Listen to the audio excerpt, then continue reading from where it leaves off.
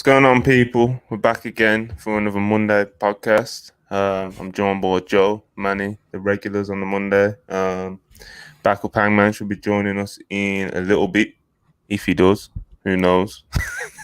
he's not the most reliable, but hopefully he stops in. We're going to talk a bit of Bray Wyatt. We're going to talk Good Brothers.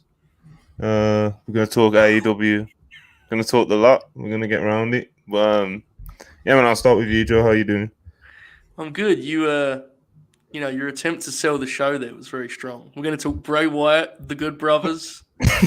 Sounds like a 2020 post-release show or some kind. It's a different time, Monty, is what I'm saying. But I'm good. I love this Monday studio show we do here. It's a small audience, a couple squash matches, maybe a feature match every once in a while. But we have a good time, and that's what matters most, right, Manny? We have a good time around here. That's what matters. Yeah, good time. He had all the WWE names, and he was just like, it's a tough night for him. You know what I mean? Mm-hmm. He's a good worker, man. He'll get through it. Yeah. That's the bad thing about having a Monday show, because it's always after like a WWE pay-per-view. You know what I'm saying? Good look, man. In a different universe, and it's on the eve of it's like eve of a Monday Night Raw with the DX reunion, and people are pumping their fists. Well, so, you can feel safe. We're not going to talk about DX. I'm not talking about DX. Absolutely not. But I will say, in a different world, different universe, different timeline, Battle of the Belts is like this epic special that we're still buzzing from. And we're all like, we come on here like, what about that classic world title match with John Moxley versus whoever? That is unfortunately not the timeline we're currently in. I liked the Battle of the Belts, but it didn't appear to get much buzz. It was a distinctly uncovered, undiscussed event. So it's hard. Well, it's a Monday afternoon. I'm still thinking of Total Leo, selling FTR, and I'm just what a magical night. Look, man, we watched that together. For those who don't know, Manny and I watched Battle of the Belts together with a group of us on the late night green, and we were having a blast, right? And then I got off, and everyone was like, "That match fucking sucked." Yeah, we was popping huge. I thought it was a good time, but yeah. And during packing and Trent, my chair attacked me. It did. What do you mean? It like exploded from under him. Like he was just on the floor at one point. It was pretty wild. Yeah, that match was fucking awesome, man. Trent's. Like, honestly, the word underrated is thrown around so much nowadays for wrestlers, guys that everyone agrees are good. And, like, maybe I'm doing it here with Trent. I genuinely think Trent is, like, actively underrated. Like, that dude is so good. Every time they give him the singles match, he over-delivers for them. Every time. He's just tremendous. I thought that match was really, really good. But people don't really fuck with the Battle of the Belts as it is. That's the unfortunate reality of the situation, is what it is. So, why do you think people don't fuck with them that much? Well, do you think they do? Do you think? Do you think they do a good job of selling them? No, I also don't think that's really the intention. I think he kind of punts those, right, and just does like extra rampages rather than trying to make them a big deal. Well, to be fair, I didn't know it was Battle of the Belts last week until Joe told me during the live stream we're doing a Dynamite, and I was like, "Oh shit." Yeah, they're definitely underpromoted, definitely. But like, I guess what I'm saying is I don't think that's like a mistake. I just think he's decided he just doesn't really care about Battle of the Belts. Part of it is, look, here's the deal. The reality, the way they book Dynamite is not really built for having like quarterly specials because they do like big matches on Dynamite every week. It isn't 1993 where you have like Saturday night building to the Clash of the Champions. It's like, fuck, we're going to get a world title match. Like, he does world title matches all the time on TV. So it literally is an extra rampage on that weekend. This week, it was basically just a 2-hour rampage. Yeah. And I like, what we got. I thought it was a nice show. Is it must-see? I don't think Tony Khan would even accuse those shows of being must-see. That's just not the way they're positioned. So that's the main thing. I think some people need to just adjust to what it is, honestly. I'm not saying that makes it good, but like after number 4 being like, wow, this show didn't have much hype. It's like, yeah, man, this is what they've done. Come round quick now. Too.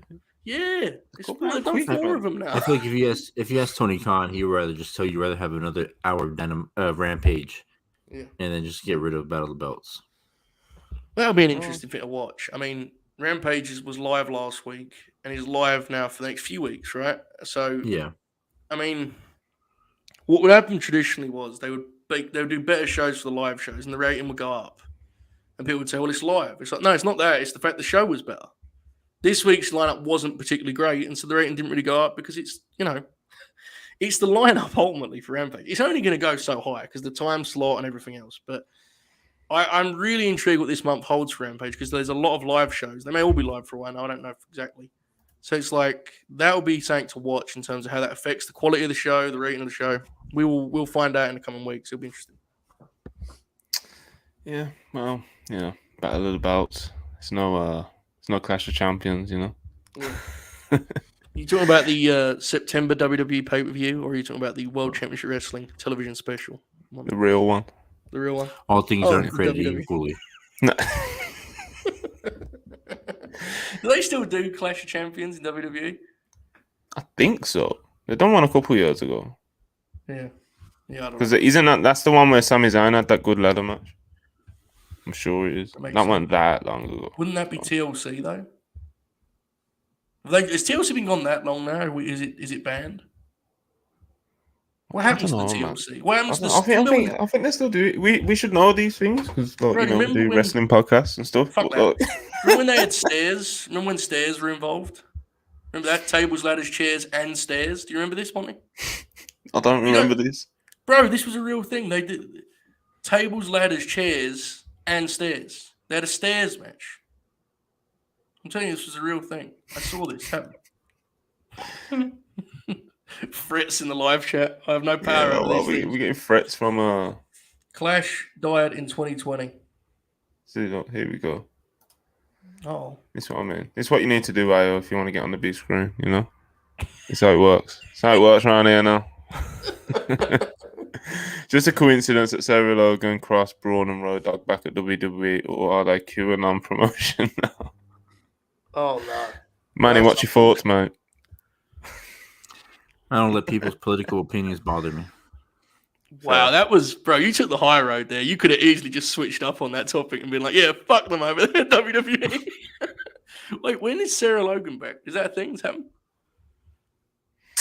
apparently, according to PW Insider, they're saying there's been some Viking Raiders vignettes with a mystery character in them, and obviously, really? Like an Easter egg almost. Yeah. Was there a QR code? There wasn't a QR code. They're not. Apparently, like Sarah Logan's not. She's not big league enough. They ain't got one in the budget for her. I need to say something about those QR codes, man. Those shits are fucking stupid, bro. Like, who wants to get interactive? Bro, who wants to get interactive with their wrestling, bro? I'm not trying to watch that Netflix shit, bro. You have seen those Netflix interactive shows? Like where you have to put like those. Yeah, I watched the. I watched the interactive Undertaker film on Netflix with my girl. That's what I feel like. I'm watching Raw. When you watch Raw and you get a QR code, I'm like, bro, do I have to pick my own side quests and all that to see what's gonna happen? I don't want to do any of that shit. I just want to just show me that he's coming and get that bunny hopping out of here, bro. I don't really care, Just the thing I will say about the QR codes at first, anyway, is if you weren't interested in it, you could just not watch them, innit? No, it was very easy. It's not like it was taking up time in the show, It was taking up time in the show. It happened I think on the last SmackDown before they actually played one of them like on the show. So that's the only time that it really, that's the only time that it took up time in the show. If you're not into Bray Wyatt, which obviously Bray Wyatt because he's outside of the box to say the least.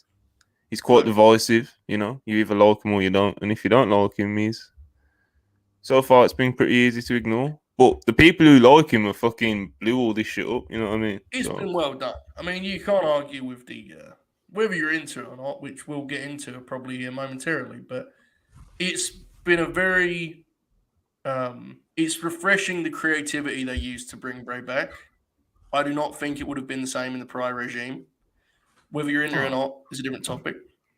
But what they did was they realized that Bray's fans are big into these kind of Easter eggs and hints and teasers. And while I may roll my eyes at it and think it's silly, they actually utilized what that audience likes. And they fed them on that, They fueled this return on that. Now, we're going to get into Bray and what he can and can't do and the good and bad and all that stuff, and that's fine. But you can't really argue with the way they've executed this return, because when he came out, it was like one of the bigger reactions WWE have got for anything in legitimately years. So in that sense, it's like, you know, whether I'm into it or not, it's kind of irrelevant, right? I mean, the fucking building went crazy for it, and it worked. Bray Wyatt's fans absolutely exploded for it, bro. Like, fans were posting videos of themselves crying, posting the kids crying, people were rejoicing, bro. It's like, oh man, again, it was. Do I get it? Not really. But isn't really the point, though, is it? You know what I mean? Like, I see it, I hear it, I understand it's a thing. Clearly, like, holy shit chance for a dude walking out of a fucking door. Obviously, it worked with someone, man. God bless. Good for them. Yeah, man. He's like, as soon as they heard his voice, it's just, he got like 3 or 4 like loud pops in the space of like what was it, like 5 minutes? You know? Hey Monty, when'd you get a mic? I've had a mic since the start. It's just like, because I'm always doing podcasts all around my house, it's like sometimes the mic is just a bit awkward to kind of. Man, he just kind of fucking called your authority into question there, bro. I wouldn't take what I mean, always Manny's got a stable setup, you know. I don't have that luxury around here. Yeah, you know, it's tough, you know. Well, you get what you get, I suppose. Yeah. Where was we? Bray Wyatt. Yeah, man. Pretty over, isn't it? Would you like to kind of delve into this topic more? You and I were having a debate of sorts earlier. Oh my god. We'll be back. What kind of outlaw outfit? I wish Bray Wyatt killed somebody on Saturday to like set the mood for Halloween. I think that would have been good. Well, yeah. It's a bit morbid. So is it wrestling morbid? Not necessarily. I mean, well, yeah, actually, good call. I agree, Manny. The Bray Wyatt thing. You're very bullish on Bray Wyatt right now, Monty. And I don't mean that in terms of you're a fan, but you're pretty confident this is actually a thing that's going to work beyond just the initial excitement. Am I correct in saying this? This is the read I got from our messages earlier. I think it will probably, he probably will work, man. Like, he's so over, and all I have to do is just keep fueling those people that just like love him, you know. Right. You hear those reactions on Saturday, and it's just kind of like, well, you know, like, he's not necessarily for me, but in terms of like how over he is, how he continuously gets different acts over, he's kind of undeniable in that sense. Like, even though he's not for me.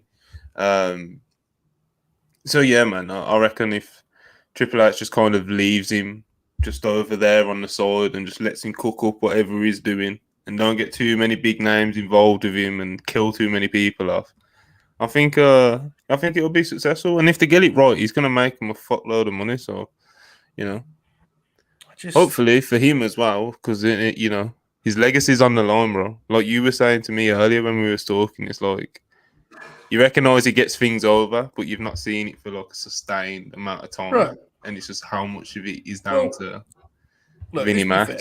Let's be fair. The cult leader business, while I think he absolutely went in circles promo-wise and just completely lost any kind of creativity, at some point he just was going, repeating himself, which is fine. That happens. He was on TV for a long time. But it's like, that's one thing. I'm sorry, you can like the Fiend visual, the aesthetic, whatever. Factual. You can like everything about the Fiend. You're entitled to your opinion and you can enjoy what you want. From a professional wrestling standpoint, as bad as Vince did booking that act, that was a very challenging thing to book.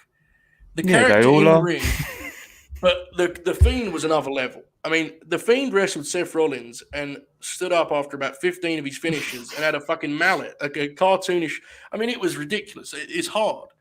So I don't really know the best way to handle that kind of character. We need to see what this character is. I think it's going to be different, clearly. Yeah, I think he's ditched the Fiend, like we were saying earlier. Yeah. Like, if it's a Fiend again, then might have to retract a few statements, you know. I don't know how you do it. It was funny because earlier in the day, when I was at work, I was listening to Seth Rollins talk to Ariel about just about wrestling in general. Then they brought up the Fiend, and Seth straight up said that it's hard to wrestle Bray Wyatt / the Fiend because they kill characters. Yeah. So it's just like, and that's true. Seeing the Fiend come out during the Seth Rollins match, and I was like, oh man.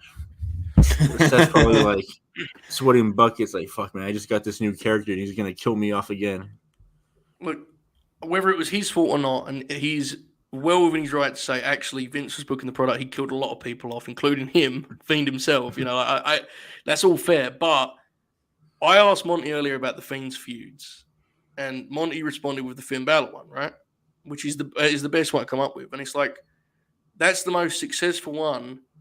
And half of that equation was Finn. He was leaving the main roster and he was going to NXT. Like, they killed him off. There's not one, other than the one where he wrestled the greatest wrestler to ever live, the American Dragon, Bryan Danielson, where the guy got out of there. Everyone else got the shit kicked out of them when they wrestled Bray Wyatt. Yeah, as a character, as a wrestler, you know? He pointed out Danielson is the only one escaping it. Yeah. And he said, and Randy Orton escaped it too because he ended up killing the Fiend. So besides them two, like, everybody else came up. I would argue that.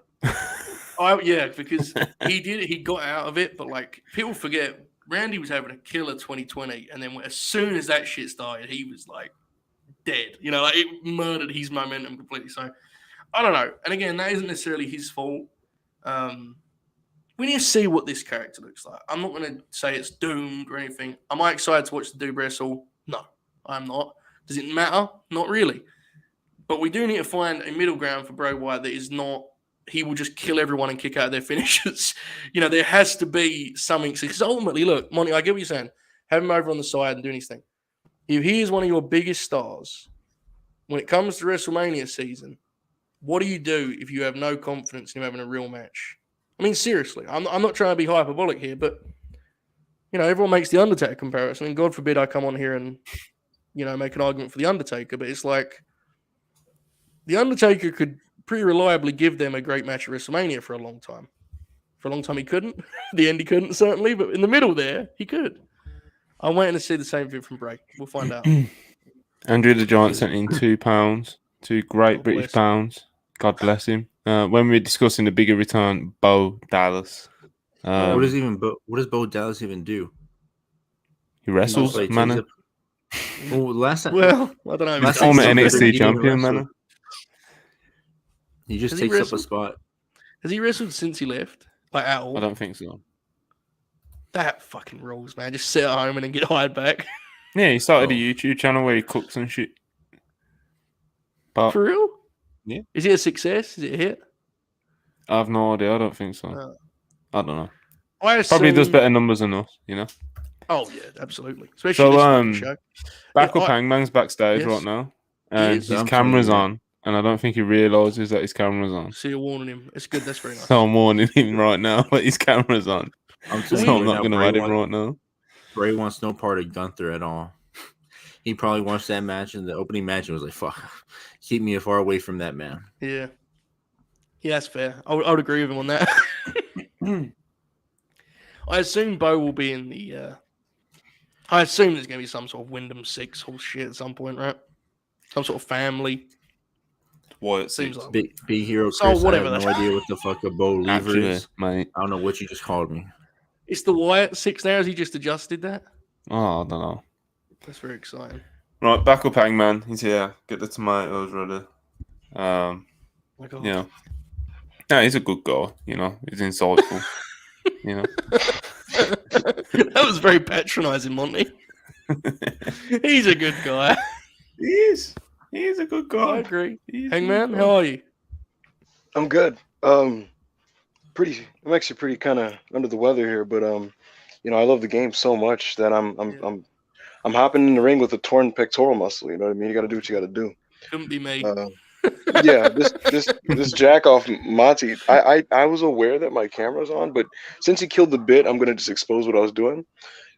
I'm beginning a series of QR code stuff where basically it's gonna be the broader hinting towards my eventual full-time face reveal, and yeah, but fuck it. I already changed my mind since he ruined the bit. So what are we doing here, man? Podcasts are supposed to be listened to, not interactive and all that kind of stuff. Like, no. See, now we gotta make people last week, if you paid attention, Backup Hangman was on camera for 0.9 seconds when he entered the podcast. Mm-hmm. Today, and it was at a certain camera angle. And this week, I was gonna zoom out a little bit more, and double the time. And slowly, it was going to hint towards a full-on face reveal. Everyone knows what you look like anyway. It don't take long to find it. That's the weirdest thing. It's just on podcast, you know. I don't know, man. I don't know, bro. Yeah. Listen, it worked. It worked for Mr. Wyndham Rotunda, who sold an extra 3,000 tickets to Raw this week. So, wait, is that a real thing? Did he pop a number for Raw? You didn't see? So Raw was at 4,500 seats sold 2 weeks ago.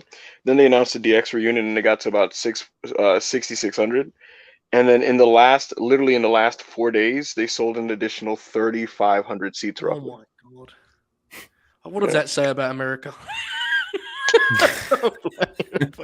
Listen, bro, people love him, man. You gotta let him cook. Dave Meltzer said it, cook, man. Dave Meltzer said it was the biggest last few days tickets gains. Like, I don't know what the fucking word would be, but he said it was basically the biggest of those types of things, like of all year, when it comes to just ticket movement to that degree. Like at the end.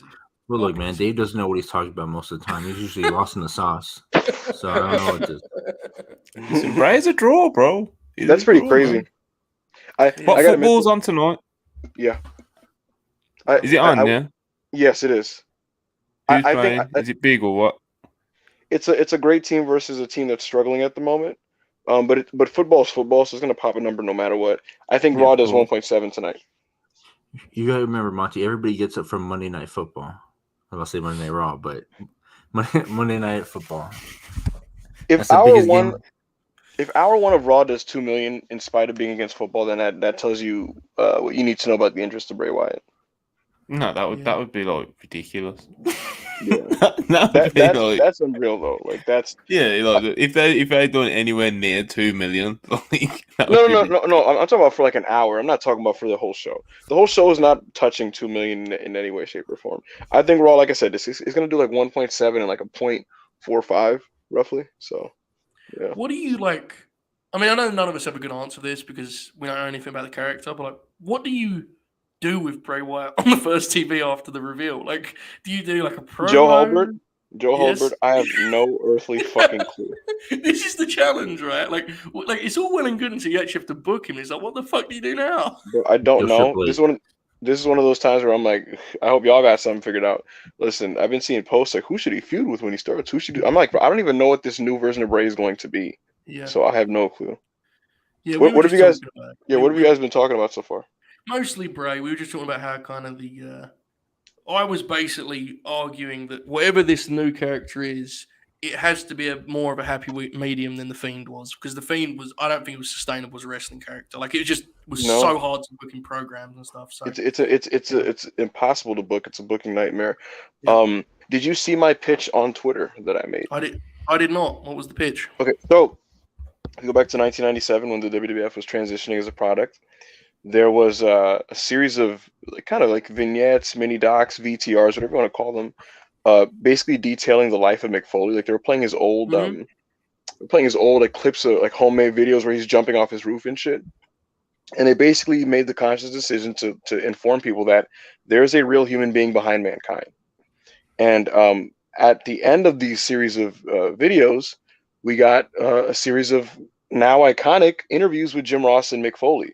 Or if you remember, he kind of, was portrayed as this deranged, psychologically unstable man and all that type of stuff. I think personally, my pitch was, I said, what if we did a Who is Wyndham Rotunda mini docu-series on Raw? Where, and think about this. I know Manny's like, what the fuck? Look at Manny's face. Yeah, think about this. How many shit in the room?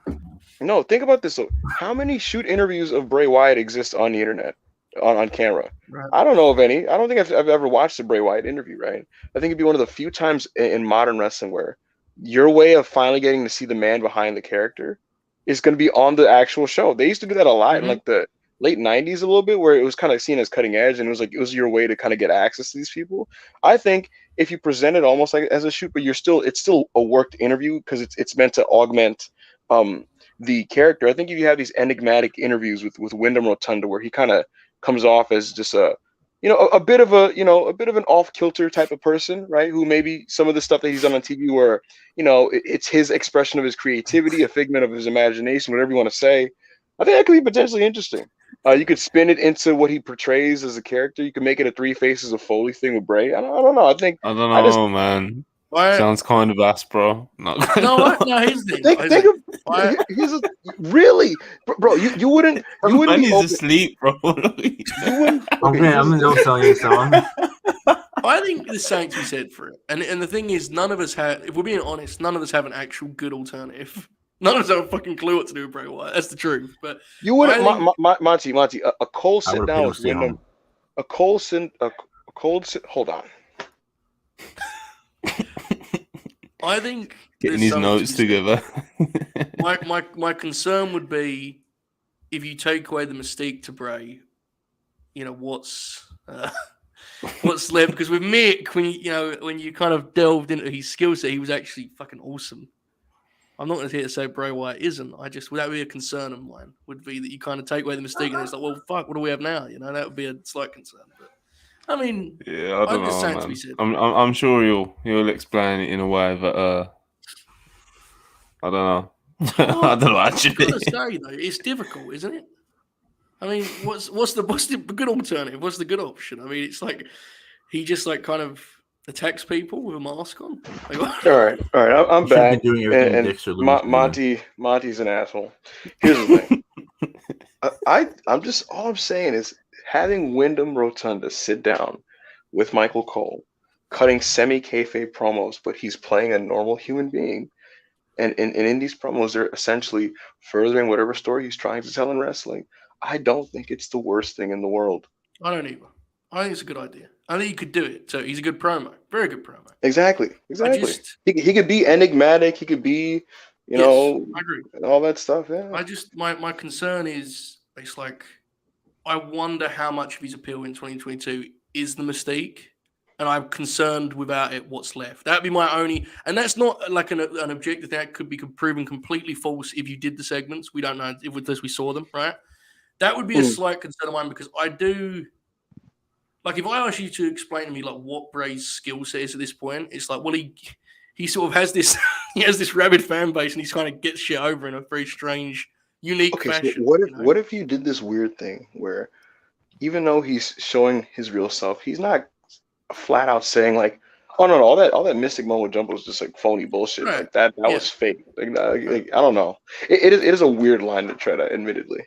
No, I think it's worth exploring because again, I mean, I'm not a piece of shit like Monty. I'm not going to shoot it down. I haven't got anything better. I don't know what the fuck I would do. I just don't get why we gotta do like mystical shit in wrestling. I mean, just like it's always just go make a movie. Just go make a movie or something. I don't know it gets over. It's always happened. It's always existed. It's just kind of to be honest, it's just it's a bit of a staple of the business. It's a staple that a lot of people don't enjoy, but it's always been a part of wrestling. The most mystical shit that I can handle is just like Muda putting on face paint and just going out and just doing the mist. That's like the most I can handle. I get it. I mean, even Muda, he's been a part of a lot of like spooky wrestle crap angles. If you actually, that genie thing that JJ posted a couple weeks ago was awesome. There you go, Manny. So then you don't hate spooky stuff. That was an entrance. That was an entrance. Yeah, but at the end of the day, he appeared from smoke after a genie summoned him. Well, I mean, that's a special entrance. Man, whether you realize it or not, it's clearly a case by case thing, And for me, the way I look at it is, if it doesn't affect your wrestling in a way that kind of slows the momentum of a match to a halt, that's unfortunate for Bray. Then it's a problem. If it is a part of your wrestling, then literally, I beg and plead, at least let it be fucking over. Which is why, for example, the Fiend, his first match of Finn Balor, like that's a great match because of the fact that it got over. Like from a work standpoint, it was just like totally normal, but that like worked because of that. Because like the fans they're kind of like cooperating with the whole shtick. You know what I mean? Yeah. The issue is, and we were talking about this just before you got here, because Monty brought up the Finn feud too and said it was like the most successful Fiend feud, which I think is objectively the case, other than the Cena thing, which is a complete outlier for obvious reasons. The problem with the Finn feud, as an example, is Finn was leaving the territory effectively, right? He was going back to NXT. So it's like you could basically sacrifice Finn and be like, "This is about the Fiend debuting." Forget Fiend. Yeah. And that's the issue. Would be how sustainable, like how high on the card can you find guys to play Finn in that feud? You know, like because Monty, when you were texting about earlier, you said guys lower than Finn, and you named Alpha Academy as an example because that'd be fun TV. And it's like I don't disagree with you, but like how long can you have him just beat like underneath guys in 5 minutes before people want to see him go after whoever, you know, whatever top guy? I genuinely don't know the answers to these things. It's a very strange situation, honestly. I don't know. I was saying to you earlier, I don't know what Bray Wyatt's cooking. I don't understand it. But you know, it's over as fuck. And yeah, he's just sold 3,000 tickets this week. So Monty, the thing is, yeah, go ahead. Go on. Right. Okay. I was just gonna say, I thought watching just the debut, like the return. Sorry, I'm just sitting there like I have this grin on my face because it's just like I don't know what this is, but people really dig this guy, and if nothing else, that he knows how to make an entrance, and because of it, he's one of those talents where it's really hard for me to summarize my feelings on him. Yeah, you know, like it's really difficult. Because he's effective. Like, his stuff gets over. He's, like, prolific in that regard, you know? Like, yeah. Like, I'm with you, man. It's crazy. I have to say, if you was to explain that closing segment to me, piece by piece, I'd be like, this sounds like something I would hate. Watching it, I was having a blast because it was fun. The audience was so into it, you know? It's just, I was, like, it was, like, giving me chills. Yeah, it was giving me chills. It was giving me chills. But, like... So we can talk about like, what would you do with him and stuff. But like as I was saying, like I don't know what he's cooking, but it works. So hopefully Triple H isn't putting his fingerprints all over his shit and just kind of lets him cook over, you know, just go cook over there. Or you know, what if that was the problem last time and he does have to put his fingerprints? We still don't know what Vince did or didn't do in the Fiend stuff, right? I think our instincts are he fucked up a lot of Bray's ideas, but for all we know, Bray's real ideas may not have been. You know, may not have been ideal either. We don't know. We're going to find out with this run, I think, which is good in some ways. Could be very scary in others. We're going to find out very shortly, I think. So it'll be interesting. Just let him cook. That's what I was saying. You know? Manny, are you excited for the Fiend? Or sorry, for Bray Wyatt being back? May not be the Fiend. Shit. Not really. I don't care if he's coming talking a Southern accent or doing demonic voices like The Exorcist. I just don't give a fuck about Bray Wyatt. I would have paid him to stay home, maybe make a movie, and then just put the WWE Studios banner on it and call it a day. My God. Well, there you go, folks. Manny's not sitting on the fence on that one. WWE were apparently considering bringing a movie out about him before he was released last time, so... We could get so much content out of that, bro. The Fiend, the movie. This Fiend film. The Fiend. You know how dumb that would look? Just like the Fiend, just like you turn around and you see like the Fiend mask and he just kills you and he's just like a circus clown. I'm just like, I mean, I don't know how scared I would be, but at the same time, Michael Myers' mask is. Yeah, I was about to say, horror as a genre is like a bunch of bullshit. You know, it's just that like, if it's written and produced well enough and it works for some reason. So there's a 70% chance I'd have liked that film. Not legitimately.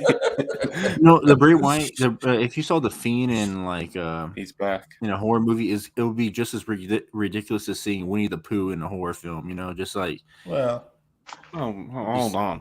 That was a little personal. That happened. Well, I mean, I'm actually really excited for the Winnie the Pooh horror movie. Not sure what Manny's cooking, but yo, I'll say this, man, about Bray, because I just don't comprehend his mind and thought process. It's almost impossible for me to fantasy book him. Yeah, are you really doing like he's too smart? Like we don't know. No, that's not what I'm saying. What I'm saying is, when I'm able to fantasy book a lot of things because I understand wrestling, right? I understand wrestling. I understand certain types of storytelling and story mechanisms and formats for stories. I don't know what Bray Wyatt is, and I don't know what his mindset and thought process is for a lot of what he's doing for himself. Because of that, I cannot fantasy book something I don't understand. So It's not even me, and I do think he is an intelligent person, but it's not even me saying like, oh, he's just so woke that like I'm not worthy. No, it's just I don't know what the White Rabbit is. I don't know what Wyndham 6 is. I don't know what White Rabat is. I saw that someone made an anagram of his name and made it like White Rabat or something. Oh. I don't know what that. I don't know what Azazel means. I don't get the key. Like it's whatever he's cooking. I don't know what food that is. People really like that. I don't know what it is, so I can't cook that. And so because of it, when you have these conversations about like, who should they book him with and who should they have him wrestle, I don't fucking know because I don't know what this is. Yeah. And so maybe we'll have some answers tonight. Yes. What makes that interesting is I agree with everything you said, but the part that's particularly compelling from the outside looking in is that I think Triple H is a pretty traditional wrestling mind. Like he's pretty rigid, which makes this marriage seem like hilarious. Potential. Yeah, like because Triple H, whether you think he's a good booker or not, his track record is that of pretty like straightforward stuff. For the most part. Yes. And now Raw has settled into a formula in a format of being a pretty straightforward, simple show. Yeah. And a Triple H interview when he's talking about Ariel and he's like, it's a pretty wild guy, but he's creative. About Wyndham? Yeah. Okay, here's some Hanger Select stuff. I was told of like, was it a month ago? Maybe a little bit before that. Because this Bray thing has been like a done deal in terms of he's back, at least dating back since August, right? But I was informed by a little birdie that would have been in the know that like at some point in negotiations, Paul Levesque was like borderline pleading with him to not reprise the role of the Fiend. Imagine that conversation, man. Hey, I know you're a creative kid. I think you're real creative. But listen, kid. We do it a little different now. You want to do something different? Maybe you want to switch it up, or Bray's just like. I mean, if that's the case, he was absolutely correct in that. In that plea, because as we just said, the Fiend thing is fucking. It's impossible, man. How do you sustain that character? And perhaps this White Rabbit thing is Bray's concession. Like, all right, I'll come up with something that you could put on your fucking show, but lets me get my shit off. Maybe it is an in between. So we shall see. It'll be interesting to watch unfold, if nothing else. So, Monty, AEW sold out this Wednesday. Canada, is brother. it? Yeah. They did. It's actually a smaller event. Talk about AEW staying up Sunday. Yeah. It's the if I'm not mistaken, it's the Toronto. What? So the back. I don't know what's happening. The Toronto show, right? Yeah. I remember hearing that like they could have honestly went to a larger venue, but they took a fairly like medium-sized one and they sold out pretty easily. I don't know. How big is it? Like 7K. Oh, you thought we're talking like some like basketball arena type talking big shit? business, brother. Damn, that was pretty spiteful. You undercut that comment really quick. Canada or something. I'm just no. I think they could have honestly. Yeah. Mostly packed out a basketball arena for their first show in Canada because it's their first one. But they could have. To be fair, they've got no Omega, they've got no Christian, they've got. Well, had they have sold the tickets before Brawl Out, they would have been able to sell out. The thing is, bro, AEW did great in Detroit for Blood and Guts. They did great in Cali for the post what was it, Double or Nothing Dynamite. So yeah, that Dynamite was the last day. All was right in the world of AEW for me personally because it opened up with Punk and FTR coming out. How big's the Raptors arena? How big we talking? 13.5K seats roughly. Yeah, I think they could have done it. Yeah, they would have. If they try to come with some small bullshit when they come to the UK, bro.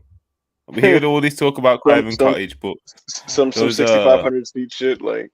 Craven Cottage would kind of suck though, man. Like actually doing it there would be fucking horrible. Like they probably would do like it would not. Be, that stadium is not built for a fucking wrestling show, man. No, in English summer, like it's a lock to rain that day. It'll be It would be rough. I don't know. Yeah, we have a nice little house here watching live, man. The Monday show is overachieving a little bit, man. Yeah. I don't know.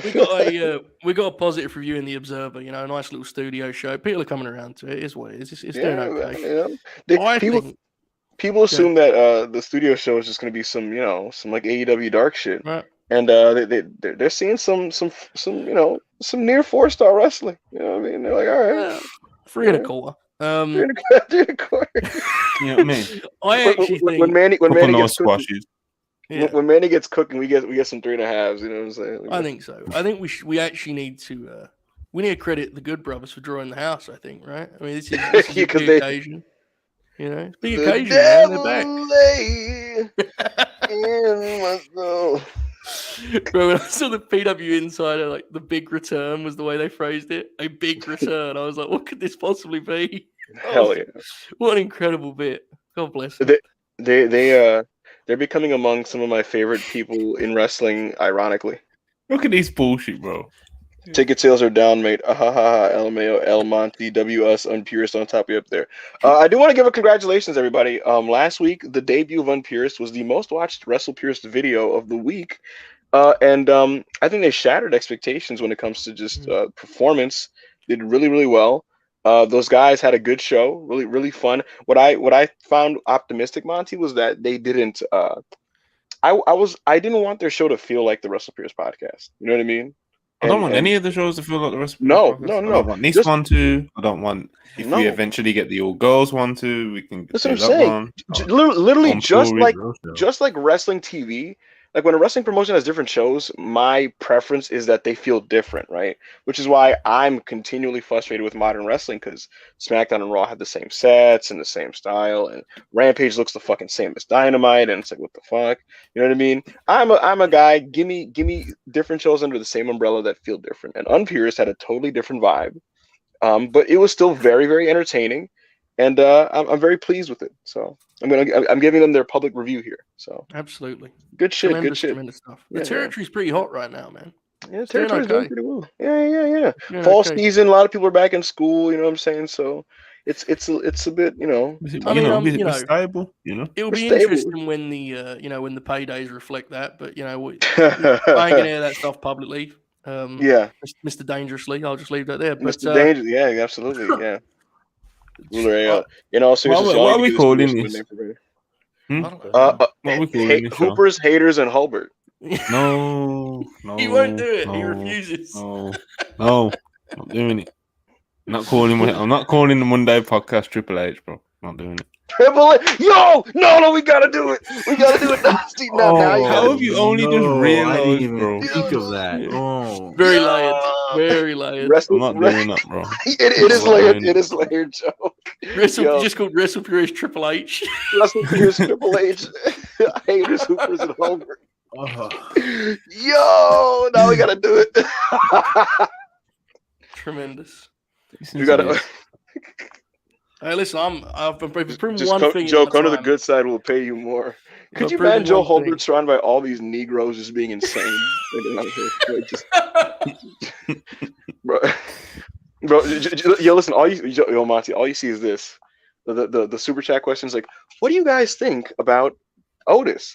And Joe's like, Well, I've been very impressed by his ability to just recognize his strengths and identify them and then weave them into his matches in a way that's very, very impressive for his size.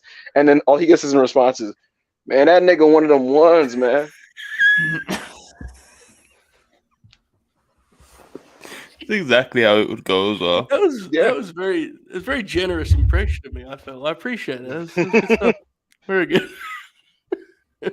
Thank you, Joe. Monty, you got anything on the Good Brothers? That was the thing we had in the headline. Stopping Carl Anderson walking back to the Fed. You know, I hope he doesn't cry on his way to the arena. Just on his way to the arena. Listen, yeah, machine gun, bright lights. Carl Anderson, he's back. I've heard haters gonna hate. Yeah. You gotta respect it, man. You gotta respect it. The bright lights were too bright for him in Japan. Now he's going to I don't know how he's gonna deal with Raw because it's even more bright than the in brightest Japan lights, arena. bro. Yeah, I know. So I wonder how he's going to be cooking in there. So Yeah, folks listening to this, they haven't got the live chat. It's probably a very different experience if you're watching right now, but they're the brightest lights. They have like fucking LED aprons and shit, man. There's a lot of colorful shit going on Raw, you know. One of you fired up, bright lights, machine gun, the big LG, Listen, big business. There's some nice tidy matches that you can book hard on listening. You know, let me tell you. Are you on board? There is though. Obviously the Good Brothers with AJ. Get AJ with the right trios to come, you know, cook some up. But they ain't no super click. No. Actually, no, they're not. The Super Click are actually a really, really good trio. Monty, are you on board with Joe Holbert's booking dream, which is an 18-minute Finn Balor and Carl Anderson match in hour 3 of Raw, with middling heat until the finishing stretch? You know. Yeah, I log on to like a thread about solid work. I like to see more of this kind of thing on the TV show. Just completely undo all my usual takes. 3:30 a.m. in the morning, you know. Both guys fighting for headlocks and then just sitting in them for like 5 minutes. That sounds like some good shit, man. I like what you're talking there, man. I like that. Listen. This is exactly how that match would go, right? The bell would ring. They'd go for a lockup or whatever. Ref breaks the lockup up. They slap each other back and forth, throw some elbows. Then they're in holds. And then, you know, one of the guys is running to the ring post, and then we go to commercial break, and we come out of commercial break, and we're back live on Raw, and like one of these guys are in a headlock, and you're gonna get a couple transition moves, and then Judgment Day's gonna come out, and we're gonna go to another commercial break. After the third commercial break, they're like, okay, let's actually have our match now. Because that's what actually happens now on Raw. They pad for the first 2 blocks of TV, and then in that last block of TV, they're like, all right, let's actually do what like our normal match, you know, in the space of time. It is such a that is a genuine problem. You know, like this podcast too often becomes us just being like wrestling's bad, but in all seriousness, there is AEW fans hate Bray Wyatt because they don't understand the psychology. They want him to do 630 splashes. Hey, yo, you know what's funny? Randomly, you know what I thought about work yesterday of all things? I was like, what if Bray Wyatt, at his size, just became a luchador? The thing about Bray Wyatt at work is some sicko behavior. I don't know what to. What if he did Gringo Loco offense? Like what if that would be an incredible spin to him having a mask at all times. You know, incredible bit, an incredible addition to the lore. Bray Wyatt's learned some Muay Thai while he's been away. I was like, go ahead, Joe. How would you have Bray Wyatt work? You're one of the coaches. You've been tasked with Bray Wyatt. Like you're going to produce his mate. You're going to produce his matches. You're agenting him. You're working with him. Like you're going to make him passable in a ring for big time. Can I suggest he not do it? Can I try and talk him out of it? Can't. No, he wrestles on pay-per-views. Well, I'm going to judge this based on what I saw a few years ago because I will, and I mean this with all love to the man, there is a chance that the stuff he could do as Bray Wyatt in 2014, he legitimately is not going to do anymore. That is what it is. God bless him. Good luck to him. There was moments where he could be somewhat approachable, explosive in his physical prime. I mean, he would have that cool turnaround lariat he'd throw and maybe a cool slam, a uranagi or something like that. My suggestion would be all smoke and mirrors outside of when he's doing something explosive. I never want to see him in a hold because that would make him like every other. I don't want to see him talking shit to the fans and stalking an opponent. I want all smoke and mirrors, lore, taunt, sort of bizarre effects, taunting, so on and so forth.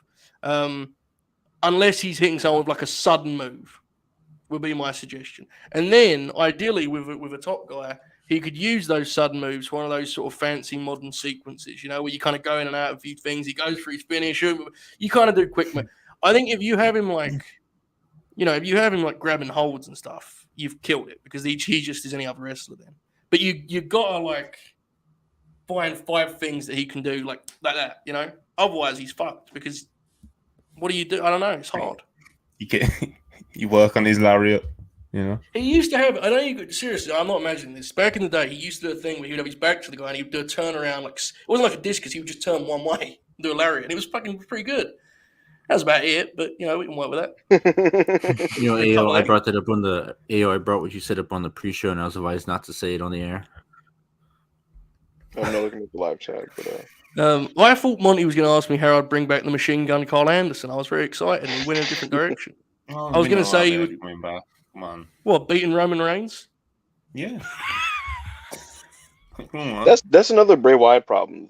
Because he's so over and creative and like interesting and shit like that, the inclination is to just start big with him immediately with like the top guy.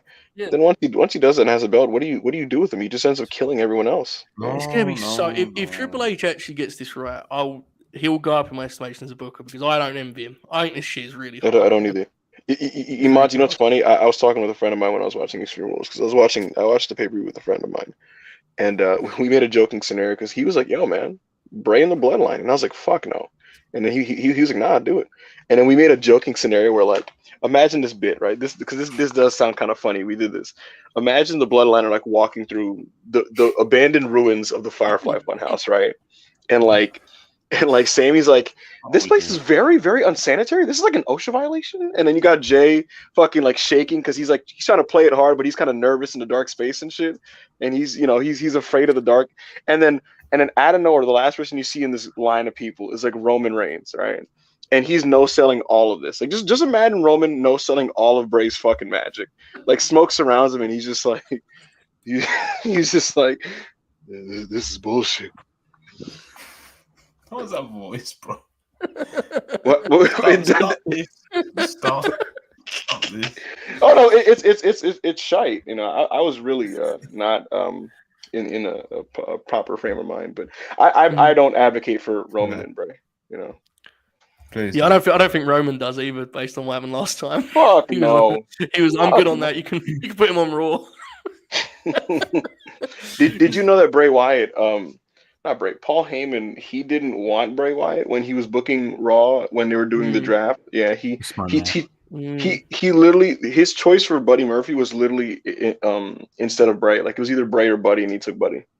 He also he did something very creative. Where what he did was he took Braun and Bray in the couple months before the draft and made sure they were really central on Raw to convince the SmackDown side that he wanted them on his show. And then immediately when it was time to actually decide the roster, was like, "I'm fine with that. I'll have Cedric Alexander." The same SmackDown thought they had like some great deal, We got Braun Strowman. He's done this before. Have you guys ever heard the story of how he had a chance to get Chris Jericho and he said, "Just give me Eddie and Benoit."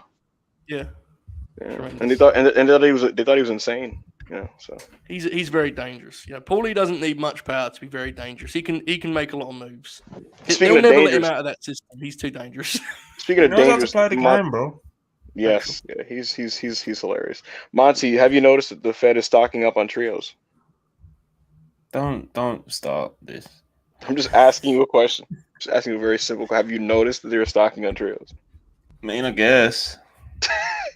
Is this for Survivor Series or are they going Tony Khan mode here? What's happening? My God. I would just think. Don't they have too many Triple times? H is I think Triple H is stocking up on wrestlers, and some just happen to be in trios. I can't see no trios belts in WWE, bro. Vince was never a stable guy, bro. Like he was notorious that he didn't like groups and stables. His Vince thing is like no more, Well, that's my point. And all of a sudden, Hunter, it's like a bunch of fucking stables are coming in and shit. So Marcus Nunez. Are you saying they don't have enough TV time, so they have to put all the wrestlers in stables so they can get everybody on TV? Anyways, so I'm just like, you know what? Manny's the closest thing to Bray Wyatt on Wrestle Pierce. I was just talking about how I don't understand the mind of Bray. Wow. Manny, it's funny how down you are on Bray because you guys are similar. You guys are both like really misunderstood artists. Manny, that's. I don't know what movie. I don't know what that was. But it was Manny. It's like that was. You know what? That was like a common complaint about AEW when it first started. Like that they were putting everybody on factions so they can be on TV. Oh, I thought you were talking about you being Bray. I was like, wait, Manny, did you get a haircut? Manny, did you get a haircut? No, I don't get a haircut. So I'm trying to grow out my hair. Oh, I don't get haircuts. Manny looked kind of spiffy today. I was just curious, like, oh, maybe he got a haircut or something. I don't know. Can't call a man Bray Wyatt, then follow up That with was, a hair compliment. I mean, I think I get what you were going for. Manny resents him so much. That felt very personal. I'm surprised Manny. Glizzy King said it. This is the first time, guys, I'm reading your comments. Bray Wyatt's over. This is the first time I'm reading people's comments on the chat. I literally never do it. So now that I'm doing it, say nice things about me. Bro, you're probably better off not seeing the chat, to be honest. Really? Real with you. Yeah. Why? Is it gonna ruin my mental? Like, what's going on here? At least you get reaction. Am I not the most? Give him the Roman Reigns line like he was fucking Michael Hayes. Yeah, like, he gets a reaction, brother. Yo, man, shout me out in the chat, man. What's going on, everybody? What's happening? So, Monty, what else is in our title? Because I know you like to call it old-fashioned, but you do like us to talk about things in the title. What was in the title? Follow up with the advertisement. Yeah, I corner us with the title sometimes. I think we've pretty much touched on everything, and we can kind of just freestyle. But Bray Wyatt, Good Brothers. Have you heard about Rampage, the Good Brothers? Battle of the Belts. The Good Brothers are back. Have you heard about this?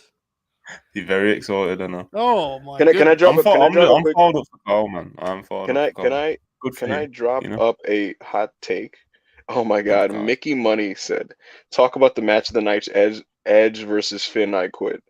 Before I even say anything, Extreme Rules a little bit. Yeah, I just don't want to bore Manny to death, Yeah, no, of course. Bring some more AEW and stuff in there, 100%. No, I was some gonna real say, wrestling. Someone said y'all talk about AEW Noah.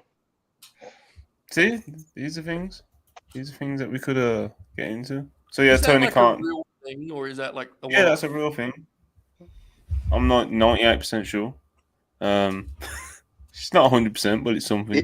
It was body slam clickbait though. To be honest, like it was mostly just relating to the Muda thing. Yeah, because no, we're gonna get Marufuji on TV. That'd be great, but I don't know if that's. I mean, they're pretty far in bed with New Japan now, right? I don't know if they're going to get that deep with Noah. I mean, I could be wrong. Hopefully, I am. I don't know. We have a super chat here.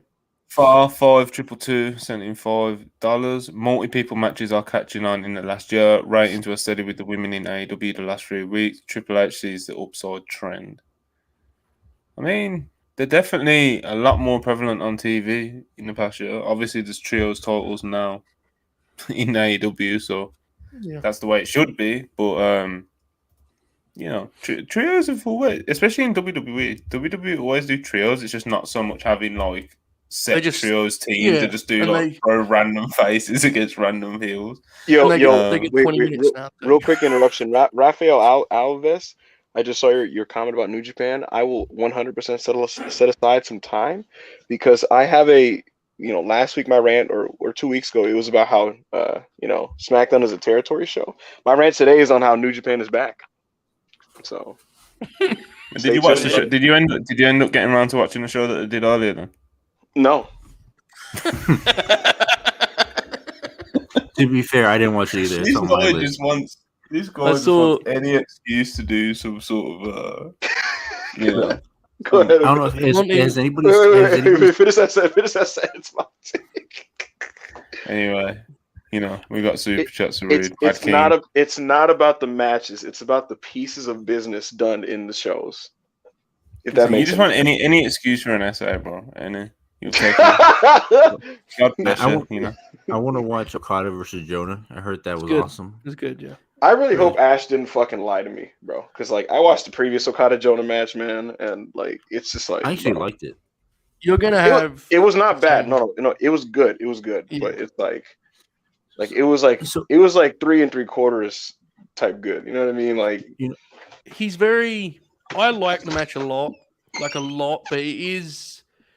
he's a lot more cerebral than I think. Based on what I've heard you say about Jonah before, I think you would prefer he be more kind of chaotic and sort of yeah. So he's a lot more cerebral than that, which I thought was very good against Okada. But I do understand why he can be somewhat divisive in that way. But I like the match a lot. Jonah's a weird cat. I don't really know what he's trying to do most of the time. But then once he has a big match, he just kind of figures it all out. I just wonder if he can figure it all out in his other matches. He has got over with their live crowds, I will say, which is pretty fucking cool. Like they react to his shit with that classic response they give like monsters, like they do like do an R, which is cool. Yeah, 100%. You know my frustration with him is honestly, like I feel like we're kind of in a golden age right now when it comes to big men wrestlers. I had this rant a few weeks ago, man. Centers are back in full effect. Yes. And I think what's helping a lot of the ones going today is that a lot of them like know their game, so to speak, right? And because they know their game, they're kind of sticking to their strengths. And Jonah feels like one of those guys who isn't. It feels like he's still doing things that like isn't best for him. Like you see him getting blown up like 10 minutes into a match, and he's doing certain things that just don't work for him that great. And then he gets like the final like 6 minutes of a match where it's just bombs, and they're great bombs. And it's like, damn, like so yeah, I don't know. You like imagine if Braun Strowman was doing like side headlock takeovers. It's like, what the fuck are you doing? Yeah, there is some of that in this match, and I really like the match. But you do get to the point where they start trading bombs, where you go like this. You wonder a world in which he just wrestles the whole match that way and goes like 8 minutes every night, rather than trying to, But I don't know. I agree with you. He hasn't probably quite found his complete style, what he wants to be, but. I don't know. He's done okay for himself. I mean, I think he's going to go back to WWE, would be my guess, just based on the fact they're signing everyone. Unfortunately. I think it's a shame. I really think he would benefit from a real run there and then going back. But obviously, I don't know what the money is, so good luck to the guy. But Monty, what did you think of Jay White and Tama Tonga? Didn't get round to watching the show yet. I'm in the same boat as back at Hangman, but I'm not gonna come on here and say that New Japan's back. New Japan's back. New Japan's fucking back. Are we at a point in 2022 where I'm the one of us that watched some New Japan? Is that where we're at? This is alarming, folks. I'm a busy guy, bro. I am a busy. You know what's funny? Like, I don't know why I was able to keep up with like every New Japan show about like a year or maybe a year and a half ago, and I don't even know how. I'm gonna watch it all. I'm gonna watch everything like I always do. But well, at this point right now, I haven't watched the show that happened. Only a few hours ago. So you was watching the AEW shows earlier, right, Monty? No, not the AEW shows. I don't. Why did you message me about Toa Leona in the middle of the day? What was that about? Just come across your mind. I assume you were watching it. I don't know. No. That was just me random. That was just me randomly. That was a random thought. randomly thought about the FTR match and thought, you know what? Corn made a pretty good account of himself. Fair, yeah. Like, nice bit of business. No, I won't say. Never mind. How were those AEW shows on Friday? I haven't gotten around to watching them. I thought Rampage was pretty rough. Oh my God. The main event of Rampage was 21 minutes long. What was the match? The Dark Order versus Death Triangle. They went 21 minutes, which I thought was an interesting choice. I actually recommend watching that match because you're never going to see somebody suck as much in that match as you are 10. He really felt like he was out of place in that match, and like I like just to watch that presentation alone, you should see the match. But besides that, everything else on Rampage wasn't that good. But how was Varsity Blondes versus Josh Woods and Tony Nese? It was hilarious because they go less than 2 minutes. So oh my God! And those guys are dead, man.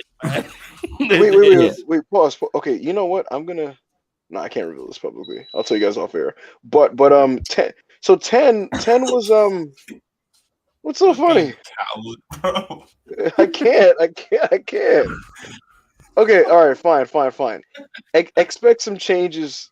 Expect some changes to the presentation of a certain Varsity Blonde. Oh no, they're not going to do the Horseman thing, are they? Oh fuck, Jesus! They're going to do a Brock Anderson team called the Horseman.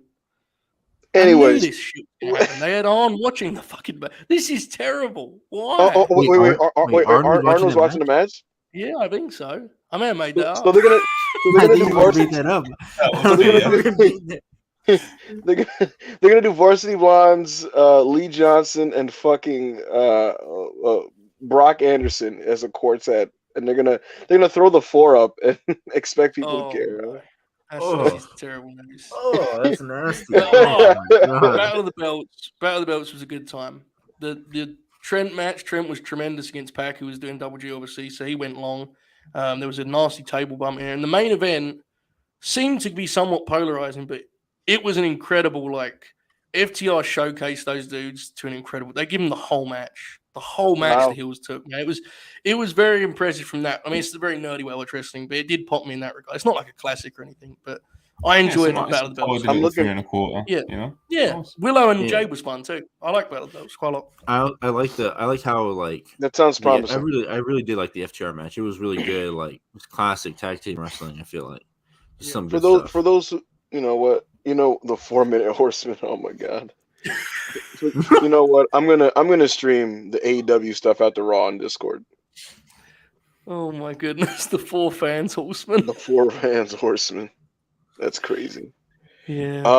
What did I want to say? I mean, I really wish Battle of the Belts was more than like what it is, though. Yeah. Like I remember when they announced it, I got really excited because I thought this is gonna be the necessary bridge in between their pay-per-views.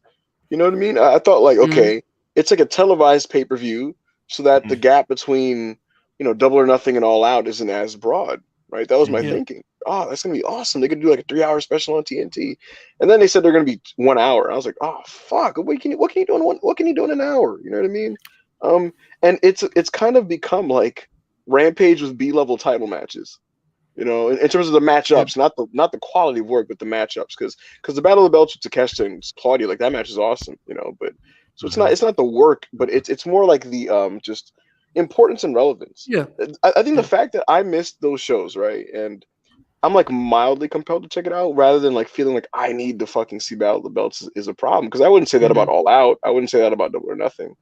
So, yeah, I think we were talking about this a little bit earlier. I think it's kind of a result of the way Tony books Dynamite. I think makes it hard. Like I think he could do better. But what I mean is, really, the way these specials should work is they're like, as you said, they're like the pay-per-views between the pay-per-views, right? But Tony wants each week's Dynamite to have like these big blockbuster matches, and I think as soon as this thing got an hour, I think he kind of punted on them. I don't think he's looking to get these numbers. I think he wants to maintain Wednesdays. So what you end up with is like a perfect example with the start of the year, the very first Battle of the Belts.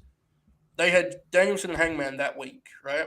Like that would have been the perfect match to kick off Battle of the Belts. But Tony was like, "Fuck that, we have a Dynamite." Yeah, I remember that. Yeah, that's the perfect example of the when they were when they were setting up. I was like, "Yeah, so that's going to be like the Battle of the Belts main event or something, right?" And like, I think what was the first Battle of the Belts main event? Wasn't it like Dustin and like Sammy Guevara? That was the opener, and I think the main event was Britt and Riho, right? Britt and Riho was the main event, I think. I thought Nyla Rose was in it. That was the second one because Thunder Rose was the champ. That was because January was still Britt. So yeah, Britt and Riho, and then second one was Nyla and what Rosa. A fucking dud of a series of shows, bro. Like, what the fuck? I was really intrigued by because I was the same as you. I thought it was gonna be Danielson and Hangman, and I was really intrigued by because they went an hour, just that being the broadcast. Like you do like a sports setup for. I swear to God, I thought that's what we were doing. There you go. I don't think they would have done the whole hour because then people would have got mad. Like. Right, but like, could you imagine if you set up that way, like you had like a panel of experts and they're talking about what's going to happen in this big match. We have as long as we need to go. Like, I don't know. It would have just been a cool like experiment. I agree. Joe, it would have been beast. You start the show, right? You got them fucking shadow boxing or whatever the fuck they're doing by themselves in the locker rooms, right? You break down the statistics. You do the tail of the tape type shit. You cut to the analysts and they're talking about who they think is going to win and why. And, you got the panel of quote unquote judges just in case it goes to an hour, Dean Malenko and Jerry Lynn and sideline interviews and whatever the fuck. You go to William Regal. Well, no, Regal wasn't there at the time, but you go to wherever the fuck you want to go to, man. Even the locker room, bro. No, fuck it, man. Listen, this is pro wrestling. You go to the locker rooms, right? You got wrestlers talking and in character giving their opinions on who's going to win the match, right? Imagine you go to Eddie Kingston, right? Who do you think's going to win? He's like, I don't care. They're both bozos. Bryan Danielson's a liar. He's a piece of shit. Fuck him. But he's a great wrestler, so I think he's gonna win the match. And you go to someone else, and he's just like, Lance Archer or something, and he's just like, oh, I would love to wrestle Hangman Page, so I hope he beats Bryan Danielson tonight, and then I can face him because everybody dies. Like it'd be fucking great. You know what I mean? It would rule, yeah. I also like that presentation too. Like, I also think like they should also do like a short match and like because I don't know if you ever remember this when just nobody saw it, but, like one FC was after Dynamite one time and they were promoting like Demetrius Johnson, I think, versus somebody else in the match, and the fight ended up only being like 10 seconds. And then like they spent the rest of the broadcast just like talking about it and just like right. I wish that they would do like a short match and then the broadcasters would have to be like, okay, that match was short. Let's break down whatever happened. I love touches like that. It's like when they on Rampage recently they did a squash and they was like, we have a fill-in match, and it was like Buddy came out and did a squash. So I love those little details where you like explain the way the show. I know it doesn't make a difference in like, the big picture, but it's a nice kind of touch. Right? It adds a believability to it, you know. Oh, I always like that stuff too. Speaking of wrestlers being in character for interviews like this. Somebody who hosted a show like that was Renee Paquette with Talking Smack. And I love that show so much. And I would love that to come back. And she is being she's rumored to be coming to AEW. What do you guys make of the fact that Renee Paquette is in AEW? And would you like to see some type of show like that where the wrestlers almost hone themselves by being in character, furthering the storylines, just talking in serious shoe style interviews, whether it's on YouTube or whatever?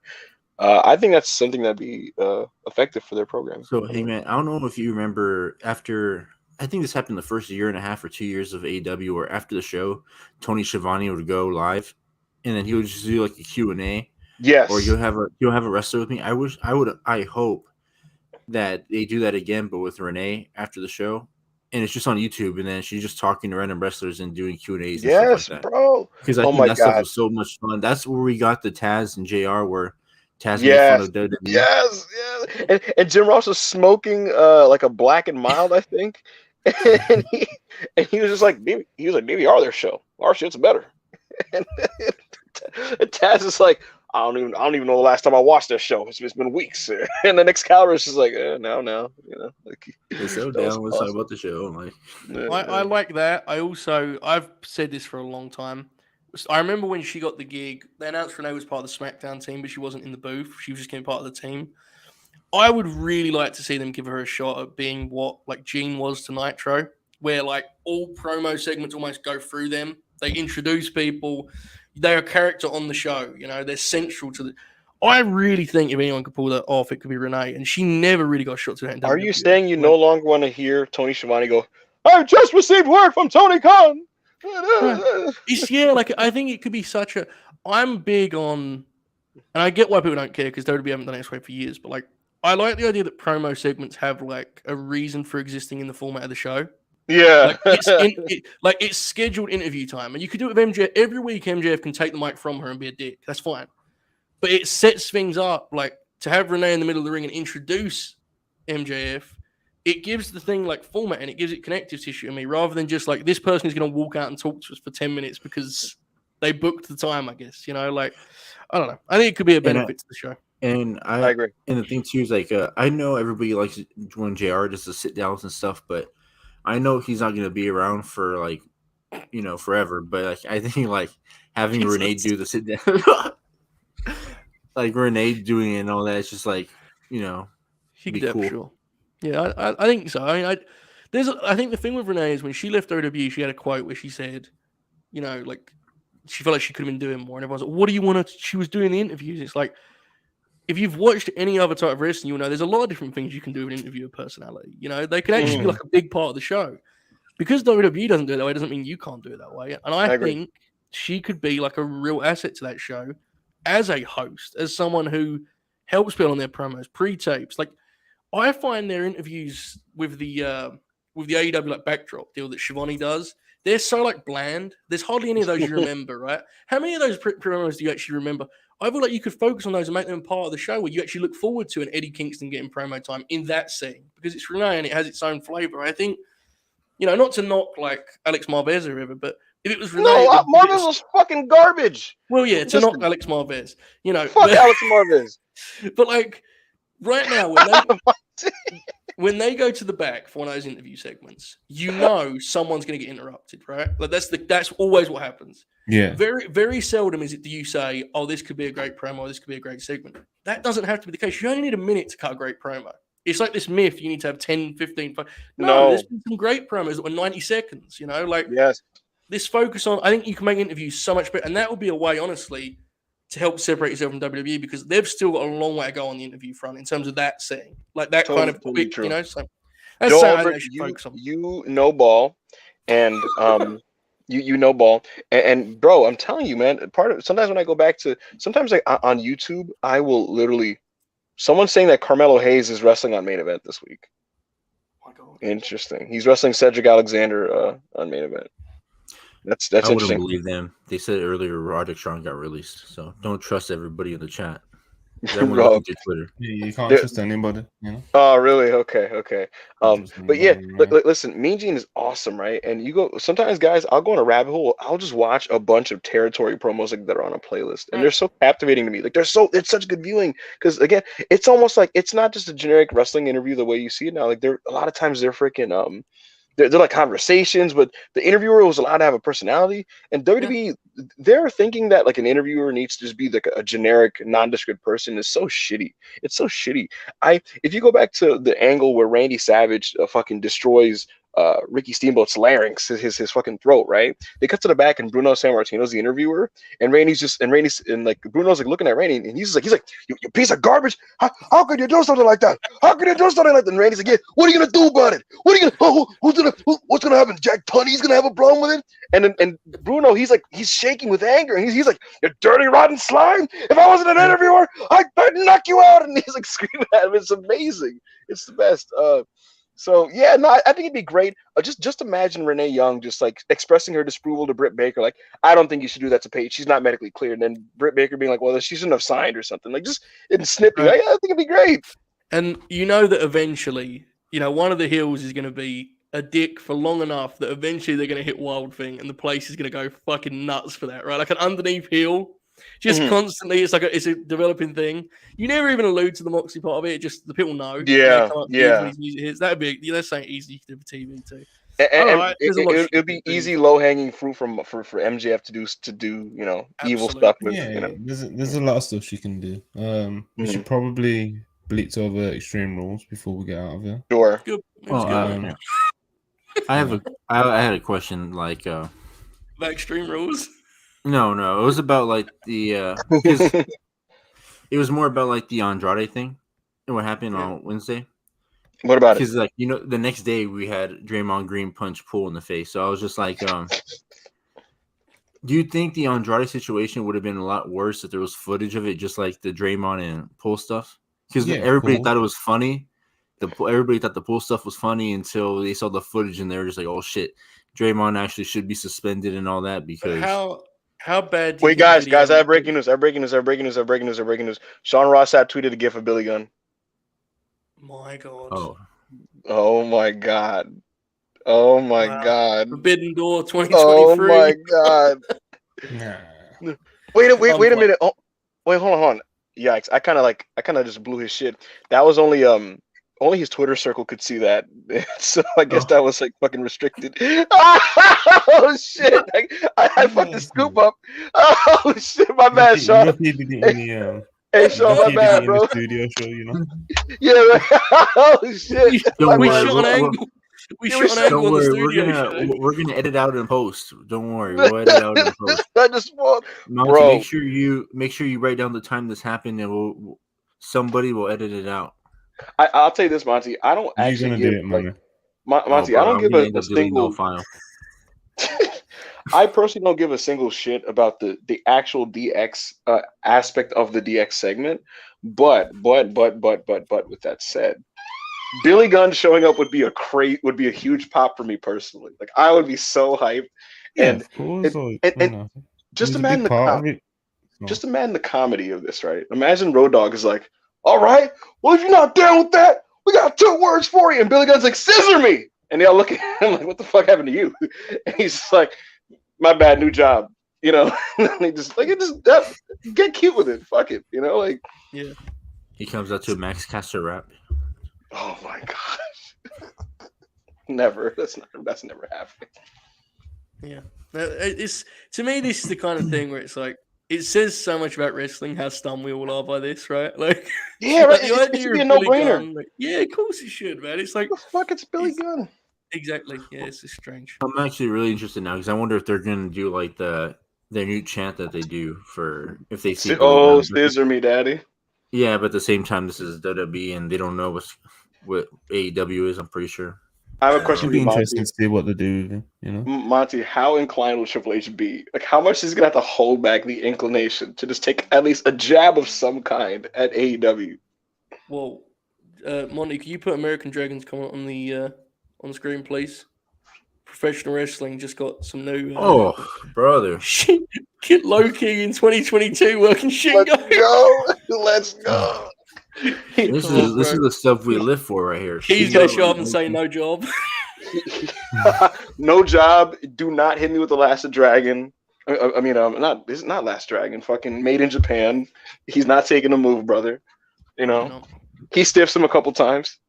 What an incredible piece of business. Is that the same show as listen. Yes, Monty? Do you want to talk about Extreme Rules again? Need to get it out of the way, brother. If you believe what's your highlight, Joe? My highlight, the trios, the Donnybrook deal. That was a blast. Everything else I thought was like, there was some good stuff on there. I didn't watch the show like totally. I did not watch any of the main event. Consider that because I have my limits. But I watched most. Absolutely not. It was. Look, it seemed like a fun enough show. I thought the opener was great. Everything else I thought had moments. Not everything. Most of the other stuff had moments and kind of left me a little underwhelmed. I am intrigued by the conversation regarding the Edge Finn match because I only watched the second half of it and did find it to be rather compelling. But I noticed there was a lot of our friend Hangman went through quite the battle there in regards to that match. Yes, so, you can't cheat and watch only half the match, bro. No, I didn't say it was good. I just said that's what I watched. No, Joe. Fuck Monty. Fuck that. You need to listen. You got to stand on it, man. Edge is a wrestler, and he gets the art of wrestling, and you got to stand on that and take up for him because right now, what we have is a divide in the wrestling community. It's a divide of real niggas and bitch niggas, and the problem is too much of wrestling discourse online is dominated by bitch niggas that don't know ball, and unfortunately.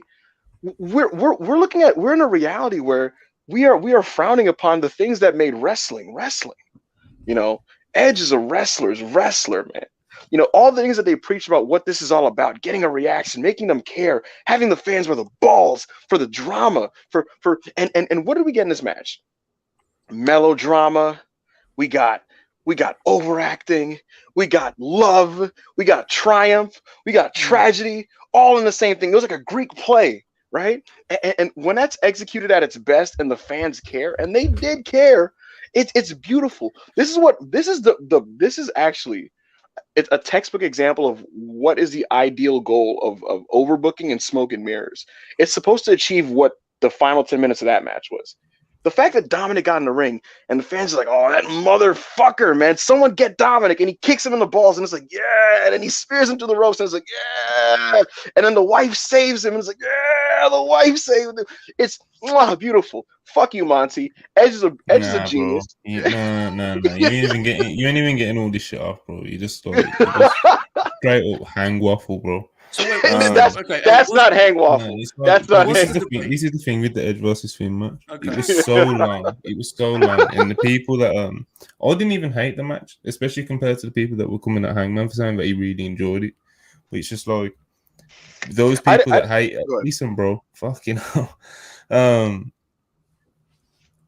Most of the people that come for Hangman and get really mad about Edge and stuff, it's just like by the time that match picked up and really got going in the last 10 minutes, people are already out of it, bro. Like it literally went 30 minutes. We're talking about the last 10 minutes. That's 20 minutes of like just like it wasn't great. What do you mean people were the live crowd? No, not the live crowd. People who were against the match, people who were against like the long Edge matches. Like I said, I wasn't one of the people shitting on Hangman for saying it was like amazing or whatever it was. I didn't say it was where he was. I'm not where he was. I give it 4. I give it 4. Let's yeah, I'm not there either. But you know, it was a fun closing stretch. Yeah, the closing stretch was a blast. I haven't seen it, so I can't comment on the rest of the match. But the one thing I would say is the crowd being that hot for the finishing stretch suggests they didn't find the length to be like exhausting. The live crowd, we're talking about here. The live crowd was into it. They were brawling through the crowd, you know what I mean, and all this and that. But like when you're watching it at home, it's like about 10 minutes in, people like Hangman was in the chat with us, you know. About 10 minutes in, people like, oh brother, do you know what I mean? So, like I said, by the time it got good and Hangman was there popping in the chat, like he was pretty much by himself because most of the other people were like, "This fucking sucks, bro." So to be like completely serious now. Part of why my Jenny Barons for there's nothing worse than a 30-minute 3-star match. I talked to my therapist about it today. Yo, Jenny, that's a good point though. Even though I wouldn't give it 3. That's the thing, man. You'd rather like a 3-star match that's like 5 minutes. You know, a 5-minute 3-star match is actually a good match technically. You know what I mean? A happy place. A 5-minute 3-star match. Otis on Raw. Otis on Raw, right? Like, you know what I mean? But yeah, like a match that's like 30 minutes. That's like just, you know, it's like 3. It's like fuck me, you know. But no, in all seriousness though, like complete serious now. The thing about the reason why it was a fun experience for me watching it was because I enjoyed it completely for ironic reasons at the beginning of the match, right? I thought it was like kind of shite and like hilarious, you know, the whole like, are you quitting? No, and like they're just putting mics in each other's face. I was like, this is like peak wrestle crap. Like this is incredible, and I couldn't stop laughing at it. You know, and then for me, it transitioned from being like hilarious, like funny bad to like actually based, you know. And so to me, Edge going for an epic that ended up being those two things in the same match is like kind of incredible. Like it's amazing. It's so yeah, I don't know. That might end up being one of my favorite matches of the year. Tremendous. Wait, so Edge and Finn Balor was the I Quit match? Yes. Oh, that went 30 minutes. The finish is very familiar. It's been done before, but it was done very well. It was done like objectively, it was done well. They got a lot out of that. You know, the drama was good. It was like Jenny said, it was you know, 30-minute 3-star match. I think I went 3.5 on it. You know, Monty? How are you gonna react when Dave goes 4.25 on that shit? Oh yeah, he's unsurprised. Edge is his favorite wrestler. Yeah. Did you hear what Dave said about it? No. He said it was tremendous. I stopped listening to Dave after WWE shows. I stopped listening to him. Well, Monty, I want you to get a chance to talk about Bayley Bianca because we had a little text conversation about it, and we were pretty much in the same place. You even more so than I was. Like, didn't quite click. Right, it wasn't a bad match by means, but it was more like just it was kind of a nothing for what they're capable of. It was interesting. What do you think? Yeah, Monty? definitely. I think that pretty much sums it up pretty simply. To be honest, it just didn't click. It wasn't. You know, it didn't have the heat that you would have wanted it to have, and just like the work didn't quite click. Like it wasn't bad by any means. It was a nice little match, but it wasn't this epic, you know, world title ladder match that you know, like you would have expected and wanted out of a Bayley versus Bianca Belair. You know, it just didn't quite click. It wasn't, you know, it wasn't a disappointment, but it wasn't, you know, it's not exactly something that everyone's talking about this week. Like, are you guys ready to push the alarm on Bayley?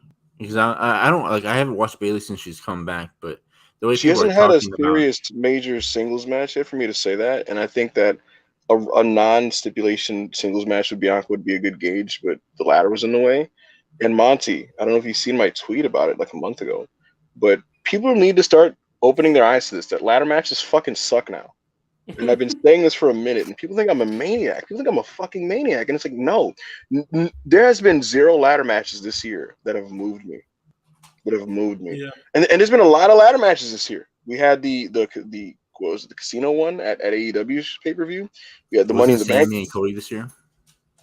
Yeah. That was okay. That was good. Even that one, like that was good. But like I didn't rely on the code, man. Yeah. Cody's awesome. You know, he's awesome. But even that one, like people were going like 5 on that, and I was like 4. That was the match where they did like the classic Cody. They had like 4 matches within the match. They started with like a TV title opening and hit the ropes, drop down tackle, then they just turn it into a stunt fest. He's the best. Yes. Yeah, man. Ladder matches, they just get in the way of modern. They get in the way of modern wrestlers. I honestly, that ladder match with Bianca and Bayley did not much for me at all, and I thought actually as a piece of booking, it was extremely uninspired. It almost feels like you could skip it and miss nothing. I don't think that match benefited anybody really, quite frankly. And Bianca, go ahead. No, good. Go ahead. I was gonna say, and Bianca was in the John Cena position, which, like, I don't mind Bianca being in the John Cena position, but for whatever reason, in that match, it just felt like it left me with zero intrigue for what's to come with any of the people involved. There's got to be an angle tonight, right? They had because that was so flat. Yeah, like you've got to book that finish with something up your sleeve for damage control, because otherwise she just beat them all. Like that was it. Like I thought Bianca should win because I thought they went very heat heavy in the build, and I thought it was probably necessary. But I assumed it would come with like a Becky return or someone run. Like she just beat them on her own, so there has to be some kind of breaking news: Rey Mysterio is facing Chad Gable tonight. Oh, God bless. WCW Nitro is back. And speaking of good bit of business, we got a super chat. Super chats. Oh, very good. Yeah, we got 2 super chats. So yeah, far again, $5. Appreciate it. Yeah, most of the matches were played so 99.0. Most of the show need to speed it up, like HBK said. I don't know what he means by that. For Extreme Rules. Yeah, I don't see how that applies at all. To be honest with you. But thank you for the super chat for 5222. Yeah, Cody versus Sammy's ladder match was legendary. Hack. My King ladder matches out. Territory bloodbaths are in. Fair. Yes. Big facts. That was the only thing that would have made the opener better, right? If they could have had some juice in there. That big brawl in there. If that opener had blood, I'd give it 5. I gotta say that, honestly, when was the last time a WWE thing was arguably the best thing in wrestling? Because I think that the Sheamus Gunther program is like straight up the best thing in wrestling right now. Yeah, it's awesome. It's phenomenal. Yeah, I'm not sure. That's a good question. I seen there's some other announcements in the chat. It looks like Riddle and Zayn is tonight, and also Bayley and Candice LeRae. It looks like. Bayley Candice does nothing for me. Sami Zayn Riddle could be fun. Josh Baker, $5 says the only way some of the Extreme Rules booking makes sense are if the draft is coming soon. Well, according to anyone I've spoke to and anyone that I believe speaking for Backup Hangman as well, and reports as well, I don't think that is happening until I think it's like after Mania. The talking April, crazy, bro. Which is kind of far, yeah. Yeah. So they're relying on call-ups and signings to refresh the rosters. Like these are a truly great women's stable. Stardom. Not in the United States. I'm sure there's a few in Stardom. Yeah. What we need to get Anna. There's got to be some sort of twist to this Candice Bayley match, right? I mean, I've been pretty convinced Candice is joining the group. Probably. There's got. I mean, if Bayley just beats her, it's like, well, I mean, I'm not saying you have to protect Candice, right? But Jesus. Just comes back and loses 2 matches straight after a day. I don't know. Unless the loss is to lead to one of those things of like, maybe I'm going about this the wrong way. I should join the bad guys type of thing. Yeah, my current guess is that War Games is Bianca, Becky, Asuka, Alexa versus Damage Control, including Candice LeRae, which sounds lopsided, but I guess the Heels would win that match now that they didn't win the belt. I don't know. I don't know where they're going with this. It'll be interesting. We'll see what they do tonight, I guess. But yes, I don't know. It's kind of lost its way a little bit. Oh, good God! The Fiend must be attacking them. Bray must be attacking them. It's Bray then, and that suggests that Bray's not going to explain himself then. And I kind of want him to talk a little bit. I kind of want him to talk, but I feel like it's going to be one of those just like he shows up and does something and yowie wowie and the show's over. Which I mean, that's cool, but yeah, they're gonna do that for at least like 2 months, right? Give me a fucking explanation. It'll get over huge. Monty, did you see my tweet earlier? I said that Finn Balor should coup de grace Triple H in the chest. Trying to end him, bro. Nasty business. I'll let you end the podcast. I won't be associated with it. Raphael. not those of wrestle purists. We don't support attempted murder on our wrestling. You know. No, we don't. We definitely Especially don't. when it's a shoot. You know. Yeah, back up, Hangman. That'll get the people talking. He's always coming in here with the divisive takes, and you know, people throw tomatoes at him, and Monty, Joe Holbert, and Manny. Sure, even though Manny doesn't care or watch, is Seth Rollins winning the U.S. title tonight against Bobby Lashley? He probably is. Yeah, that's unfortunate, but he probably is. Mm. I like the Bobby Lashley is like the actual world champ thing. While they haven't got one, I like it. You know, it's fun. I know that people like Seth, but I don't. So why should I care? No, oh my God, you're not a fan of Seth freaking Rollins. He's very good at what he does, but like, no, I'm not. You know, I'm not particularly compelled by the idea of him being like the de facto. You know, you're a bigger Lashley guy, huh? Oh, I think Lashley's tremendous. I'm really glad he's getting this wrong because he's getting to kind of rewrite his like story. Yeah, because he was genuinely tremendous in the mid-2010s for Impact, and no one saw it. But it was a real thing. I saw it with my own eyes. So getting him, you know, the last few years, I think he's been great in WWE. So I think. Who's your guys' favorite DX member? Shawn Michaels by a country mile. I don't know, man. Pause. Man, he said Hunt. Oh my God. No, I'm just kidding. No, it's Sean. Yeah, I saw the Monty, you're coming off a recent Attitude Era rewatch a year or two ago, so you probably have a fresher perspective on this. Wow. China. Is it China?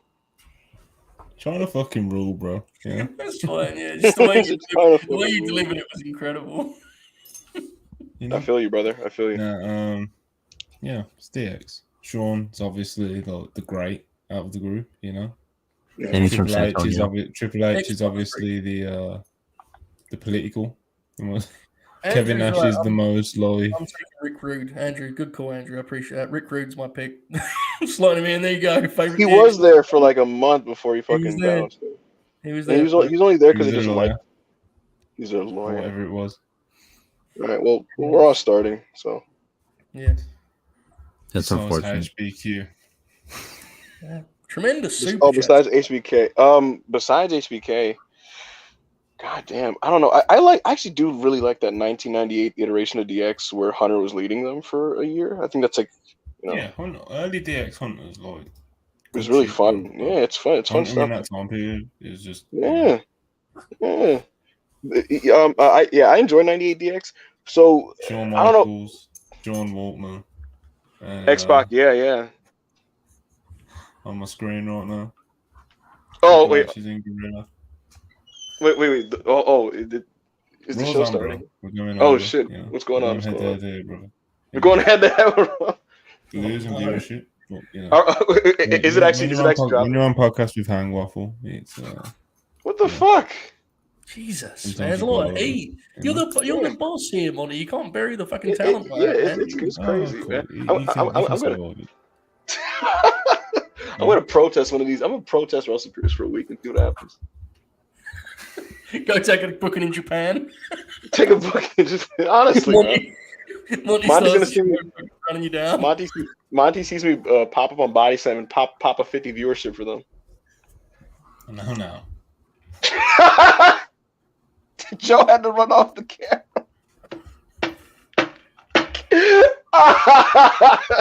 That's hilarious.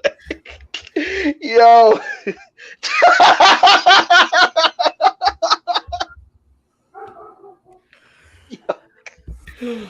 That's crazy. Liars.